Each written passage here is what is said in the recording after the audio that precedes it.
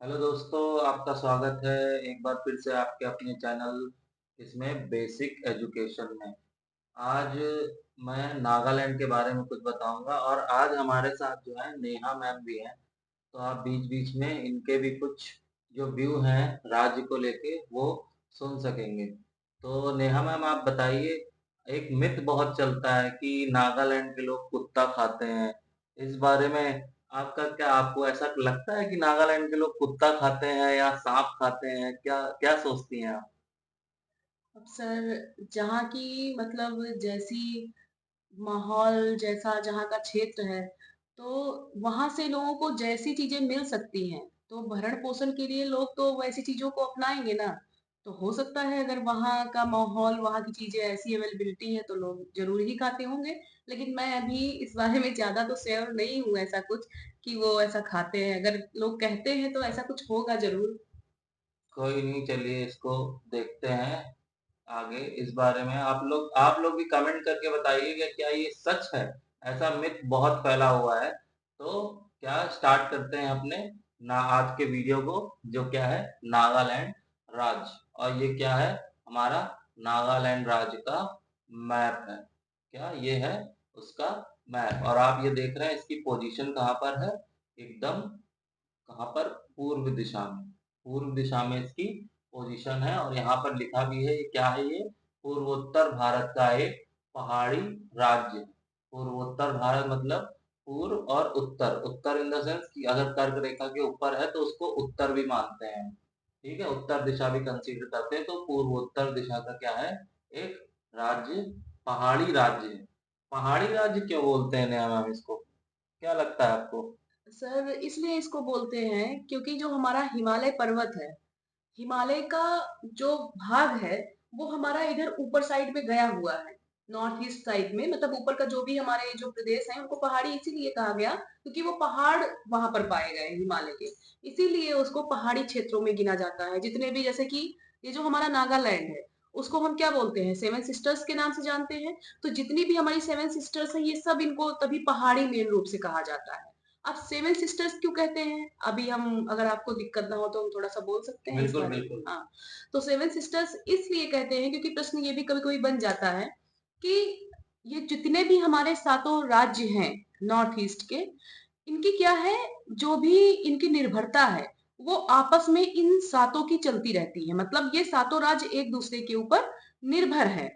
और इनकी जो राजनैतिक हो गई या सामाजिक हो गई और आर्थिक जो भी स्थितियां हैं, वो सब समान है आपस में इन सभी की। तो इसीलिए इनको सेवन सिस्टर्स एक अलग से नाम दिया गया है, जिसमें हमारा नागालैंड भी शामिल है। हाँ सर, आगे आप कंटिन्यू करिए। तो दोस्तों आगे अगर हम बात करें तो यहाँ पर कितने टोटल 8 जिले हैं। कितने, 8 जिले हैं। अब ये ऊंचाई क्यों लिखी है जिलों के साथ साथ कि 250 से 3000 मीटर तक। ये आप पहली बार लिखा देख रहे होंगे किसी राज्य में कि जिलों 8 जिले हैं, लेकिन उसके साथ साथ वहां पर क्या दिया हुआ है, ऊंचाई दी हुई है। इसका मतलब ये है कि जो जैसे जिले स्टार्ट हुए तो कुछ जिले नीचे हैं, फिर ऐसे ऐसे ऐसे ऐसे ऊपर होते चले गए हैं जिले। तो इसलिए क्या है, ये बेसिकली देखा जाए तो ये स्लोप पे बना हुआ है। अगर आप देखें ऐसे स्लोप पे है तो ये इन्होंने ऐसे जिले बता दिए, एक जिला यहाँ है, एक जिला यहाँ है, एक जिला यहाँ है, तो ये 3000 मीटर तक है। तो इस वजह से यहाँ पे क्या 8 जिले हैं जिनकी ऊंचाई क्या है, 250 से 3000 मीटर तक है। ठीक है। अब इससे क्या क्वेश्चन बना सकते हैं नया मैम, आपको क्या लगता है? यहाँ सबसे पहले सर, अगर क्वेश्चन पे जाएं तो सबसे पहला क्वेश्चन तो यही हो जाएगा कि यहाँ पर कुल कितने जिले पाए जाते हैं। वो हम्म। यहाँ से पता ही हो जाएगा कितने जिले पाए जाते ठीक हैं। है। और दूसरा क्वेश्चन ये बनता है कि जो इनकी ऊंचाई है वो कितनी है, तो कुछ ऊंचाई भी यहाँ बताई गई है कि ऊंचाई 250 से 3000 मीटर तक है। तो ये दो क्वेश्चन इंपॉर्टेंट यहाँ से बन सकते हैं। ठीक है ठीक है। अब आगे बढ़ते हैं, यहाँ के क्षेत्रफल की बात करें तो यहाँ का क्षेत्रफल है दोस्तों 16,579 वर्ग किलोमीटर। कितना? 16,579 वर्ग किलोमीटर। क्षेत्रफल कितना है? 16,579 वर्ग किलोमीटर नागालैंड का क्षेत्रफल। अब आगे क्या है, नागा पहाड़ियां सबसे प्रमुख भौगोलिक विशेषता है जो ब्रह्मपुत्र घाटी से 2000 फीट तक बढ़ती है। इसका क्या मतलब है? बढ़ती है का क्या मतलब? मोटापा है ये जो बढ़ रहा है? नहीं, इसका मतलब ये है कि ये जो पहाड़ियां हैं, ये ब्रह्मपुत्र घाटी से, मतलब जहाँ ब्रह्मपुत्र की घाटी है वहां से ये आगे की ओर जैसे ही बढ़ते हैं तो ये बढ़ती हुई चली जाती हैं और ये 2000 फीट तक पहुंच जाती हैं। ये इसके मतलब कहने का अर्थ है। ठीक है, तो जो नागा पहाड़ियां हैं ये क्या है, यहाँ की भौगोलिक विशेषता है। ठीक है, क्योंकि ये ब्रह्मपुत्र घाटी से क्या है, 2000 फीट तक बढ़ती हुई चली गई है। ओके, अब आगे बढ़ते हैं। अब दक्षिण पूर्व में क्या है, ये 6000 फीट तक बढ़ती चली गई। जैसे कि ये ब्रह्मपुत्र घाटी से इतना बढ़ रही है, लेकिन अगर हम दक्षिण पूर्व से बात करें में तो ये 6000 फीट तक क्या है, बढ़ती हुई चली गई है। यही क्या है, इसलिए क्या है, ये सबसे प्रमुख भौगोलिक विशेषता है नागा पहाड़ियों की। अब आगे बढ़ते हैं। माउंट सारावती समुद्र तल से 3841 मीटर ऊंची सबसे ऊंची चोटी है नागालैंड की, जो एकदम कहाँ पर पड़ती है, वर्मा बॉर्डर पे पड़ती है। कौन सी? माउंट सारावती, ये सबसे ऊंची चोटी है कहाँ की, जो नागालैंड में स्थित है। तो इसमें क्या कहना चाहेंगे नेहा मैम, इसमें क्या क्वेश्चन बन सकते हैं, क्योंकि ये तो काफी इंपॉर्टेंट पॉइंट लग रहा है नागालैंड का, तो जी इसमें क्या क्या क्वेश्चन बन सकते हैं? जी सर, यहाँ पर जैसे माउंट सारामती है, पहला क्वेश्चन तो यहाँ से यही बन सकता है कि नागालैंड की सबसे ऊंची चोटी किसे कहते हैं, क्या नाम है? तो वो हमारी है माउंट सारामती। ये हमारा एक क्वेश्चन हो गया। दूसरा क्वेश्चन बन सकता है कि जो माउंट सारामती नागालैंड की सबसे ऊंची चोटी है, उसकी ऊंचाई कितनी है? कितनी ऊंची है? तो 3841 मीटर ऊंची है। दो क्वेश्चन हो गए यहाँ से इंपॉर्टेंट। अब एक तीसरा क्वेश्चन अगर हम बोले तो एक और सर यहाँ से बन सकता है कि ये जो हमारी माउंट सारामती ये जो चोटी है सबसे ऊंची, इसको नागालैंड का ताज भी कहा जाता है। ये बहुत ज्यादा इंपॉर्टेंट है। मतलब ये प्रश्न आ सकता है कि नागालैंड का ताज किसे कहा जाता है? आपको चार ऑप्शन दे दिए जाएंगे, उसमें से आपका माउंट सारामती होगा, तो यही आपका राइट आंसर हो जाएगा कि यानी नागालैंड का ताज क्या है? माउंट सारामती, जो कि सबसे ऊंची चोटी है कहाँ की? नागालैंड। ओके, जी सर। तो अब बात करें किसकी, इसके स्थापना की। स्थापना इन द सेंस कि ये कब बना था, तो 1 दिसंबर 1963, ये डेट आप कहीं नोट कर लीजिए। 1 दिसंबर 1963 को क्या, नागालैंड भारत का 16वां राज्य बना था। कौन सा? 16वां राज्य बना था 1 दिसंबर 1963। ठीक है, अब इससे पहले क्या था ये, इससे पहले ये असम के राज्यपाल के प्रशासन के तहत नागा हिल्स नामक एक केंद्र शासित क्या था, क्षेत्र था। मतलब पहले क्या था, ये केंद्र शासित क्षेत्र था जो असम के राज्यपाल के द्वारा चलाया जाता था, उनके प्रशासन के तहत।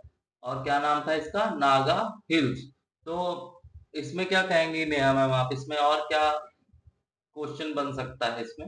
हाँ सर, इसमें क्वेश्चन और ये बन सकते हैं कि ये जो हमारी मतलब राज्य बना है, ये जो नागालैंड हमारा, तो पहला क्वेश्चन तो ये बन सकता है कि ये कब बना? तो ये 1 दिसंबर 1963 को बना। ये तो एक क्वेश्चन हो गया। दूसरा ये बन सकता है कि ये कौन सा मतलब कौन से राज्य के तौर पे बना? तो 16वें राज्य के तौर पे बना। अब यहाँ से आप एक क्वेश्चन मतलब इसके थ्रू आप जितने भी हमारे राज्य हैं उनको एक बार देख सकते हैं कि कौन सा राज्य कब बना और कौन से नंबर पे। तो आपको यहाँ से कौन सा 15वें नंबर पे बना, कौन सा 14वें, कौन से 17वें नंबर पे, तो ये भी देख लीजिएगा, जिससे आगे के एग्जाम्स में जब भी पूछा जाए तो आप बता सकें। दूसरा बन गया। और एक और इम्पोर्टेंट यहाँ से क्वेश्चन बन सकता है कि ये जो हमारा नागालैंड राज्य है, तो 16वां राज्य तो ये बन चुका है, लेकिन ये किस अनुच्छेद के तहत बना? ये चीज बन सकती है। तो आपको यहाँ जानना जरूरी है कि जब भी किसी राज्य का गठन होता है तो वो किस अनुच्छेद के तहत होता है? अनुच्छेद 3 की कारण। मतलब जो अनुच्छेद 3 है, ये क्या करता है? राज्यों का गठन करता है। और एक चीज आपको बताएं जो कि आजकल हमारे यहाँ बहुत चल रही है, आप सभी जानते होंगे कि हमारे यहाँ राज्यों का नाम का परिवर्तन बहुत हो रहे हैं। कोई भी राज्य है उसका नाम बहुत जल्दी परिवर्तित हो रहा है, तो वो भी हमारा अनुच्छेद 3 में आता है। मतलब अनुच्छेद हमारा 3 क्या है? इंपॉर्टेंट है। किसी भी राज्य का गठन हो या उसके नामों में परिवर्तन हो, कोई क्षेत्र शामिल किए जाए, तो ये सब क्या है? हमारा अनुच्छेद 3 है, कराता है। ठीक है, तो इस प्रकार से आप इतनी बातें समझ सकते हैं। जी जी जी। अब ब्रिटिश साम्राज्य ने 1978 में कोहिमा को आसाम के नागा हिल्स जिले के मुख्यालय के रूप में क्या किया था, स्थापित किया था। मतलब देखिए ये इसके प्रशासन में था राज्यपाल के, तो क्या इन्होंने किया, कोहिमा को क्या किया, इसके नागा हिल्स जो आपका केंद्र शासित बना था जिला, जिला मतलब केंद्र शासित क्षेत्र बना था, इसका मुख्यालय बना दिया किसको, कोहिमा को। फिर जब बाद में जब ये राज्य का गठन हुआ 16वें राज्य का, तो उसके बाद क्या हुआ, इसको क्या कर दिया गया, इसकी राजधानी बना दिया गया। तो नागालैंड की राजधानी क्या है, कोहिमा। कोहिमा क्या है, नागालैंड की राजधानी है। और दीमापुर, दीमापुर भी आपने सुना होगा, बहुत फेमस यहाँ पर शहर है। दीमापुर यहाँ का सबसे बड़ा शहर है। सबसे बड़ा मतलब कि आप हर राज्य में जाते होंगे तो देखते होंगे ना, कुछ शहर छोटे होते हैं कुछ बड़े होते हैं, तो ये दीमापुर क्या है, नागालैंड का सबसे बड़ा शहर है। अब बात करें नागालैंड की सीमाओं की, तो पश्चिम में ये असम से, उत्तर में अरुणाचल प्रदेश, पूर्व में बर्मा और दक्षिण में मणिपुर से मिलता है। इसमें से सिर्फ एक ये क्या है, देश है, बाकी क्या है, हमारे राज्य हैं भारत के। अगर आप इसको मैप में भी समझना चाहें तो आप ये देख सकते हैं, ऊपर आपका अरुणाचल प्रदेश, इधर आसाम, नीचे क्या है, मणिपुर है, और इधर आपका ये क्षेत्र क्या है, वर्मा है। वर्मा जी, वर्मा वो वर्मा नहीं, ये म्यांमार वर्मा वाला वर्मा। ठीक है।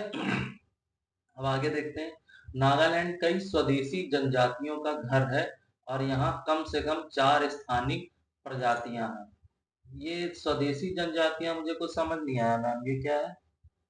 मतलब स्वदेशी का मतलब वहीं की रहने वाली स्थानीय जो भी मतलब लोग जो रह रहे हैं वहां के, तो हम्म। उन्हीं का मतलब वहीं पर घर बन गया जो वहीं के रहने वाले पास पड़ोस के हैं। ओके ओके, ठीक है ठीक है। और प्रमुख धर्म जो है यहाँ पर क्या है, ईसाई धर्म है, और 90% लोग नागा ईसाई हैं। नागा ईसाई मतलब कि जो नागालैंड में रहने वाले ईसाई हैं वो कितने हैं, 90% हैं, बाकी 10% लोग अलग हैं। अब नृत्य और संगीत में नागालैंड की संस्कृति का अनिवार्य हिस्सा है। वो आपने देखा होगा, वो नृत्य करते हैं, वो आगे पीछे होके, वो बांस के कपड़े पहन के, वो यहीं का नृत्य है। और यहाँ रहने वाली कई जनजातियों और जातियों के अलग अलग पारंपरिक नृत्य व संगीत भी हैं। मतलब ऐसा नहीं कि सब सब लोग एक ही तरीके का डांस कर रहे हैं, एक ही तरीके का म्यूजिक सुन रहे हैं, क्या है, अलग अलग यहाँ पर इनके जनजातियों के हिसाब से नृत्य और संगीत है। और अगर सर यहाँ पे बात करें तो यहाँ की जो जनजातियों में अगर बात करें तो जो सबसे इम्पोर्टेंट यहाँ की जो जनजाति है उसका नाम है कोन्यांग। अच्छा कोन्यांग, ये वो यहाँ की क्या है, कोन्याक यहाँ की सबसे बड़ी जनजाति है। कहाँ की, यहीं की नागालैंड की। और दूसरी चीज ये है, इस जनजाति को सबसे बहादुर जनजाति कहा जाता है क्योंकि ये जो जनजाति के लोग हैं ये बड़े उग्र टाइप के हैं, तो इसीलिए इनको यहाँ मतलब सबसे बड़ी जनजाति और बहादुर जनजाति के नाम से जाना जाता है। बाकी अन्य दो चार और हैं, जैसे एओ हो गई, तंगखुल हो गई, सेमा अंगामी, ये कुछ और हो गई, लेकिन मेन अगर प्रमुख की बात करें तो कोन्याक है। चलिए आगे देखते हैं, ये तो मैम ने अच्छी बात बता दी। ठीक है। अब आगे देखते हैं, नागालैंड के व्यंजनों में क्या, मांस, मछली, चावल, उबली हुई सब्जियां शामिल हैं। मतलब यहाँ के लोग उबला हुआ खाना ज्यादा खाते हैं, तो उबली हुई सब्जियां भी शामिल हैं। आगे जिनमें क्या है, किण्वित सोयाबीन, बांस के अंकुर और सूखी मछली जैसी विदेशी सामग्रियां भी शामिल हैं। ये मैम आपको पता है किण्वित सोयाबीन का क्या मतलब है? हाँ, किण्वित सोयाबीन उसको कहते हैं, जैसे मान लीजिए हम लोग क्या करते हैं, स्प्राउट्स को नहीं क्या करते हाँ हैं, हाँ किसी हाँ दाल को हमने भिगो दिया, हाँ जैसे हाँ मूंग की हाँ। हो गई तो वो क्या हो गई, एक किण्वित रूप में करके हम्म। उग आई, तो उसको हम किण्वित सोयाबीन के नाम से जानते ठीक ठीक, मतलब यही प्रक्रिया जो बांस के अंकुर, इन द सेंस कि बांस को भी वो लोग ऐसे ही करके हैं। उसको हाँ हाँ अंकुरित कर हाँ लेते हैं और वो भी खाते हैं। हाँ हाँ। ठीक है। अब आगे बढ़ते हैं, आगे क्या है, नागालैंड का राज्य पशु।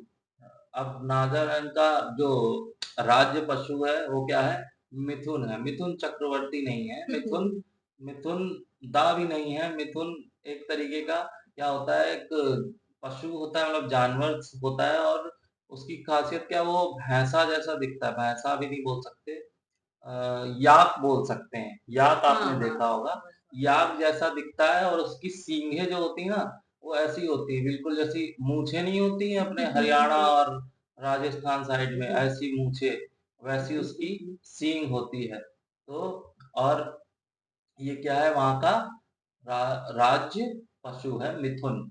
और ये क्या है, एक अर्धपालतू गौर है, अर्धपालतू गौर। चिड़ी, हाँ। अब यहाँ का राज पक्षी की बात करें तो क्या है वो, ब्लिथ टैगोपैन।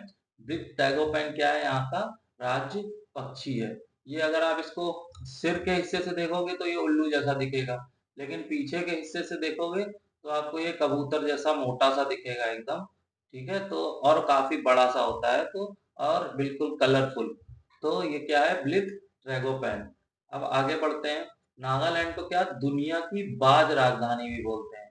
जैसे अगर हम दुनिया की बाज राजधानी है, जैसे कि भारत की राजधानी क्या है, दिल्ली है, लेकिन अगर हम दुनिया की राजधानियों में क्या करें, बात करें तो ये नागालैंड क्या है, बाज राजधानी है। अब बाज राजधानी के रूप में इसको जाना जाता हाँ, है। हाँ। और सर इसको अगर बाज राजधानी नाम दिया गया है तो कुछ कारण है इसके पीछे। अभी आप आगे देखेंगे, और बाजों से रिलेटेड ये बात है, इसीलिए इसको दुनिया की बाज राजधानी के रूप में कहा गया है। ठीक है, चलिए आगे देखते हैं। क्योंकि पक्षी विज्ञानियों के एक अंतरराष्ट्रीय टीम ने क्या किया था, राज्य में लगभग 10 लाख अमूर बाज के निवास दर्ज किए थे। किसके, अमूर बाज एक प्रजाति होती है, उसके 10 लाख निवास दर्ज किए थे। तो नागालैंड क्या है, राज्य संग्रहालय में प्राचीन हथियार एवं औपचारिक ड्रम, अन्य पारंपरिक नागा सांस्कृतिक कलाकृतियां हैं। कोहिमा क्या है, युद्ध कब्रिस्तान में द्वितीय विश्व युद्ध में हुई भारी लड़ाई की याद में स्मारक का रूप भी है। ठीक है, तो आप कुछ कह रही थी। हाँ, हम वही बाज राजधानी के बारे में बात कर रहे थे कि वहां पर मतलब जो बाज है उसको वहां पर मतलब करीब 10 लाख के लगभग जो हमारे मतलब पक्षी वैज्ञानिक थे, उन्होंने इनको यहाँ पर मतलब रखा था। तो इसीलिए इनको यहाँ पर इसका नाम दे दिया गया नागालैंड का, कि दुनिया की बाज राजधानी। तो यहाँ से ये प्रश्न भी बन सकता है कि दुनिया की बाज राजधानी के रूप से किस राज्य को जाना जाता है, तो यहाँ ये भी जानना जरूरी है कि नागालैंड को जाना जाता है। तो ये यहाँ पे थोड़ा इम्पोर्टेंट था। हाँ, तो चलिए दोस्तों, ये था आज का हमारा नागालैंड राज्य का वीडियो। अगर कुछ समझ आया हो, ना समझ आया हो, जो भी हो, आप हमें एक बार कमेंट करके बताएं। और अगर वीडियो पसंद आई हो तो इसको लाइक करें, शेयर करें, और अपने दोस्तों को बोलें इसको सब्सक्राइब करने को। ठीक है, मिलते हैं नेक्स्ट वीडियो में अगले राज्य के साथ। Okay, good night.